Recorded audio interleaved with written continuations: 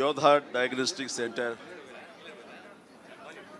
ఈ ప్రారంభోత్సవానికి ఇచ్చేసినటువంటి మంత్రివర్యులు, నా మిత్రులు, నా శ్రేయోభిలాషి దామోదర్ రాజనరసింహ గారికి, అలాగే వేదిక మీద ఉన్న ఇతర పెద్దలకు, అలాగే నా తమ్ముడు కంచర్ల సుధాకర్ ఈ రోజున ఇంత పెద్ద ఎత్తున తన మరో బ్రాంచ్ని ఇక్కడ మాదాపూర్లో ఓపెన్ చేయడం అనేది చాలా సంతోషం, చాలా శుభపరిణామం. తన ఐడియాలజీ నాకు తెలుసు.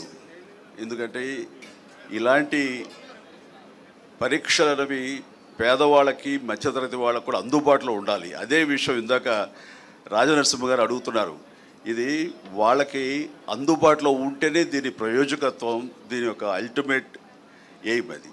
దానికి రీచ్ అయ్యేలా నువ్వు ప్రయత్నాలు చేయాలంటే దానికి సమాధానం సుధాకర్ ఏం చెప్పలేకపోయాడు. అలాగే సార్ అంటూ నేను చెప్తున్నాను. లాస్ట్ టైం అమీర్పేటలో ఇలాంటి డయాగ్నోస్టిక్ సెంటర్ ఓపెన్ అయిన సందర్భంగా నాకు అప్పటికప్పుడు అనిపించింది, మా సినిమా కళాకారులు, కార్మికులు ఎంతోమంది ఉన్నారు. వాళ్ళందరూ ఏ రోజుకు ఆ రోజు ఉపాధి, ఆ రోజు వాళ్ళ పబ్బం గడుపుకోవాల్సిన పరిస్థితి. అలాంటి వాళ్ళకి కూడా ఇలాంటి అవసరాలు ఎంతో ఉంటుంది, ముఖ్యంగా మెడికల్ ఎయిడ్.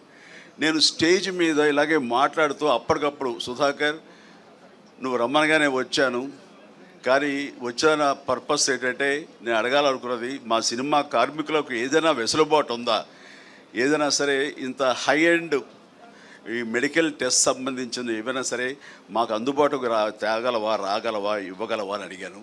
ఖచ్చితంగా ఇస్తాను, చెప్పండి అన్నయ్య అని అన్నాడు. నన్ను అన్నయ్య అని పిలుస్తాను, నా తమ్ముళ్ళు అంటున్నాడు కాబట్టి.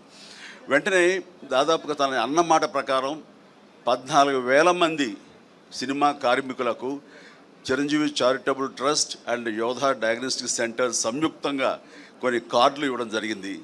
అది 14,000 మంది కేవలం ఆ ఇష్యూ చేసిన మెంబర్స్కి మాత్రమే కాదు, వాళ్ళ ఫ్యామిలీ మెంబర్స్ కూడా ఆ వెసులుబాటు ఇవ్వగలిగాడు. అంటే దాదాపు 14,000 ఇంటూ 5 మంది, వాళ్ళ అమ్మ, నాన్న, భార్య, బిడ్డ అంతమందికి ఇచ్చేలాగా తను సమాయుత్తం అయ్యాడు. ఈరోజు కూడా ప్రతి కార్మికులు అంటారు, సార్ మీరు ఆ రోజున మాకు ఇప్పించబట్టి, అక్కడ మాకు ఆ వెల్కమింగ్ ఉండబట్టి, అక్కడ వెసులుబాటు మాకు ఉండబట్టి మాకు ఎంతో కలిసి వస్తుంది. ఎంఆర్ఐ చేయించాలంటే మాకు 15,000 నుంచి 18,000 దాకా అవుతుంది, మాకు 5-6 వేలలో అయిపోతుంది యోధా డయాగ్నోస్టిక్ సెంటర్కి వెళ్తే. ఇదంతా కలిపి ఆయన సుధాకర్ పెద్ద మనసు, అలాగే నా ప్రయత్నం ఇవన్నీ కూడా దోహదపడ్డాయని వాళ్ళు చాలా సంతోషిస్తున్నారు. దానికి తాము వంతు కృషిగా చేయటం అన్నది, సామాజిక స్పృహ ఉండటం అన్నది నాకు అతని పట్ల అపారమైనటువంటి గౌరవం ఉంది. అండ్ ఇందాక మన మినిస్టర్ గారు అడిగిన దానికి సమాధానం ఇదే సార్. ఆ రకంగా సామాజిక బాధ్యత వహించి తను ఇలాంటివి కల్పించాడు. అందుకని అలాగే ఇక్కడ కూడాను ఈ రోజున మన ప్రసాద్ గారు ఉన్నారు, ఆయన ఆధ్వర్యంలో డిజిటల్ ఫెడరేషన్ ఉంది. వాళ్ళకు కూడా యూట్యూబర్స్ కానివ్వండి, ఇతర ఇన్ఫ్లుయెన్సర్స్కి కార్డులు అందజేయడం అనేది ఇది చాలా చాలా శుభపరిణామం, చాలా మంచిది.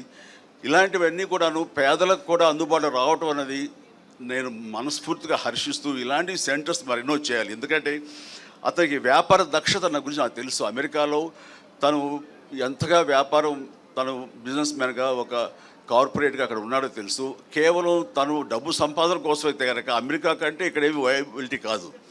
అలాంటి అమెరికాని కాదనుకుని అక్కడి నుంచి ఇక్కడికి వచ్చి ఈ రకమైనటువంటి ఒక సహాయపడాలి సమాజానికి, తనంతో బాధ్యతగా ఇవన్నీ కూడా పెడుతున్నాడంటే ఇందులో కమర్షియల్ వయబిలిటీ కానీ కమర్షియల్ మైండ్ లేకుండా పోలేదు, ఉంది. But at the same time కొంత పర్సంటేజ్ పేదల కోసంగా కూడా ఇవన్నీ అందుబాటులోకి తీసుకురావడం అనేది మనస్ఫూర్తిగా నేను హర్షిస్తూ, అభినందిస్తూ ఇలాంటి మరెన్నో సెంటర్స్ ఇంతే సక్సెస్ఫుల్గా చేయాలి, మీ అందరి బ్లెస్సింగ్స్ తోడని కోరుకుంటూ నా తమ్ముడికి మరొకసారి నా అభినందన తెలియజేస్తాను. God bless.